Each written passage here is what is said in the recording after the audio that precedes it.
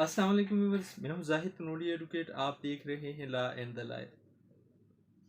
Civil مقدمہ کون سا ہوتا ہے اور فوجداری مقدمہ کون سا ہوتا ہے؟ سول مقدمے کا اینڈ کہاں ہوتا ہے اور فوجداری مقدمہ کہاں جا کے اینڈ کرتا ہے؟ کیا فوجداری اور سول مقدمہ ایک ساتھ چلائے جا سکتے ہیں یا نہیں؟ ان سوالوں کو جاننے کی کوشش کریں گے آج کی اس ویڈیو میں ہم ہائی کورٹ اور سپریم کورٹ کی ججمنٹس کی روشنی میں. لیکن موضوع پر بڑھنے سے پہلے آپ سے گزارش، اگر آپ چینل پر نئے ہیں، آپ نے چینل سبسکرائب نہیں کیا ہوا تو چینل سبسکرائب کریں، ویڈیو لائک کریں، بیل آئیکن پریس کریں تاکہ اویئرنیس کے حوالے سے ہر نئی آنے والی ویڈیو کا نوٹیفیکیشن آپ تک پہنچ سکے. ویورز، پاکستان کے عدالتی نظام میں یا پاکستان کی عدالتوں میں دو قسم کے کیسز عام طور پر چلتے ہیں یا دیکھنے کو ملتے ہیں. ایک کو کہا جاتا ہے سول مقدمات اور دوسروں کو کہا جاتا ہے فوجداری مقدمات. سول مقدمات کون سے ہوتے ہیں؟ زمین جائیداد کے کیسز، لین دین کے معاملات کے حوالے سے کیسز، نوکری کے حوالے سے کیسز، انہیں کہا جاتا ہے سول مقدمات. ان میں مدعی مقدمہ دعویٰ دائر کرتا ہے کوئی اپنا حق مانگنے کے لیے عدالت کی مدد سے، اپنے کسی حق کو محفوظ کرنے کے لیے عدالت کی مدد سے. عدالت نوٹس بھیج کے ڈیفینڈنٹ پارٹی کو، مدعلے کو بلاتی ہے، وہ اپنا موقف رکھتا ہے عدالت کے سامنے. پھر مدعی اور مدعلے کے موقف میں سے عدالت کچھ سوالات ترتیب دیتی ہے جنہیں ایشوز کہا جاتا ہے، اور پھر مدعی مقدمہ کو کہا جاتا ہے کہ وہ اپنا ایشو، اپنے اوپر رکھا گیا سوال جو عدالت کی طرف سے ہوتا ہے اسے ثابت کرے. اسی طرح ڈیفینڈنٹ کے اوپر بھی کچھ سوالات رکھے جاتے ہیں اور اسے کہا جاتا ہے کہ وہ یہ سوالات ثابت کرے. اب اگر مدعی مقدمہ کامیابی کے ساتھ اپنے اوپر رکھے گئے سوالات ثابت کر لیتا ہے اپنی شہادت کے تھرو زبانی و دستاویزی، اور مدعلے ڈیفینڈنٹ ناکام ہو جاتا ہے اپنے اوپر رکھا گیا سوال ثابت کرنے میں، تو پھر عدالت مدعی مقدمہ کا دعویٰ اس کے حق میں ڈگری کر دیتی ہے. سول مقدمے کا اینڈ ہوتا ہے ڈگری ہونے پہ. اگر مدعی اپنا کیس ثابت نہیں کر پاتا تو پھر ایسی صورت میں دعویٰ خارج ہونے کی صورت میں. فوجداری مقدمہ شروع ہوتا ہے کسی جرم کے سرزد ہونے سے، کسی جرم کے ہونے سے، جس طرح چوری ہو گئی، ڈکیتی ہو گئی، لڑائی جھگڑا ہو گیا، قتل ہو گیا، اغوا ہو گیا.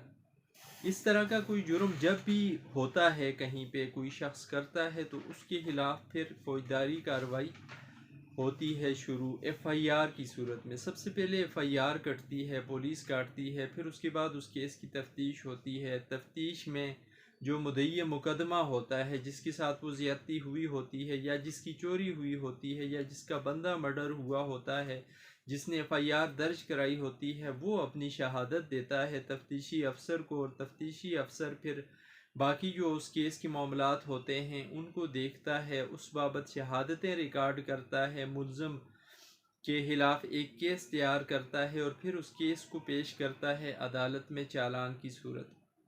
عدالت پھر اس کیس میں فرد جرم عائد کرتی ہے. اگر عدالت کو یہ لگتا ہے کہ جی یہ کیس چلنا چاہیے، پھر مدعی مقدمہ کو کہا جاتا ہے کہ وہ اپنا کیس ثابت کرے، وہ اپنی شہادت لائے، عدالت کے سامنے پیش کرے، اور عدالت میں جو مدعی مقدمہ اپنی شہادت پیش کرتا ہے اگر وہ صحیح ہو، اس سے جرم ثابت ہوتا ہو، اس سے لگ رہا ہو کہ ہاں ملزم نے یہ جرم کیا ہے، تو پھر ایسی صورت میں عدالت اس ملزم کو سزا دے دیتی ہے.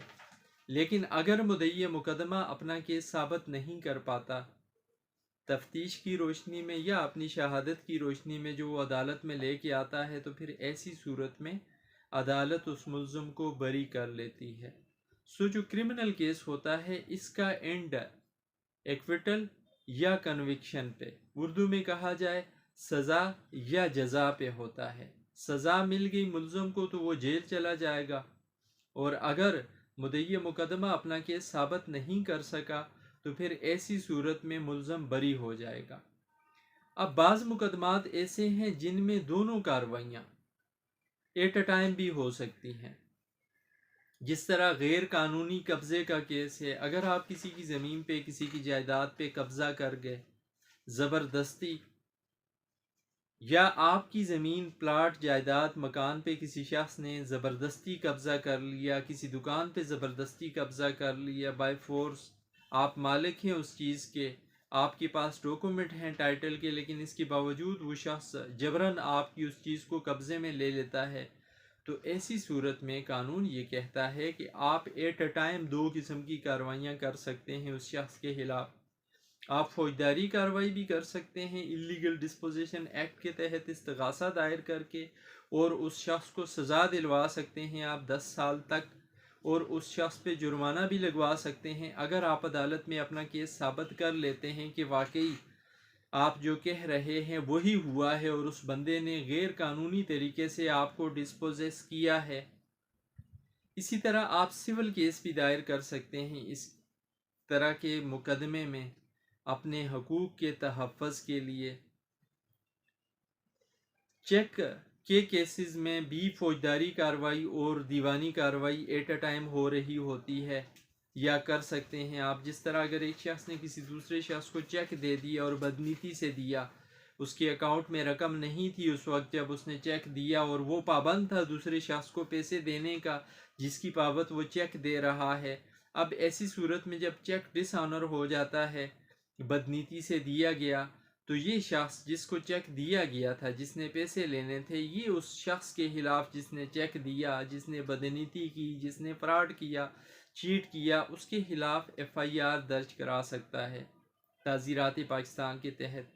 اور اسی طرح تعزیرات پاکستان کے تحت جو یہ ایف آئی آر درج کرائے گا اس میں ریکوری تو نہیں ہونی، اس میں تو سزا ہونی ہے یا جزا ہونی ہے. تو یہ شخص اپنے پیسوں کو ریکور کرنے کے لیے کیس کر سکتا ہے سول کورٹ میں، ریکوری کا دعویٰ دائر کر کے